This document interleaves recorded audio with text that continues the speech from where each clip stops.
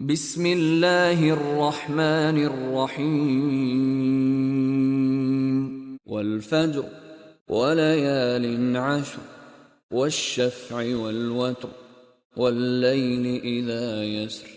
هل في ذلك قسم لذي حجر ألم تر كيف فعل ربك بعاد إرم ذات العماد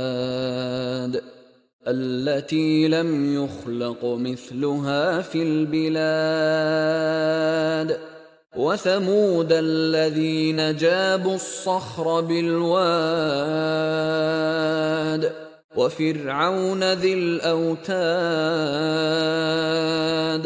الذين طغوا في البلاد فأكثروا فيها الفساد فصب عليهم ربك سوط عذاب إن ربك لبالمرصاد فأما الإنسان إذا ما ابتلاه ربه فأكرمه ونعمه فيقول ربي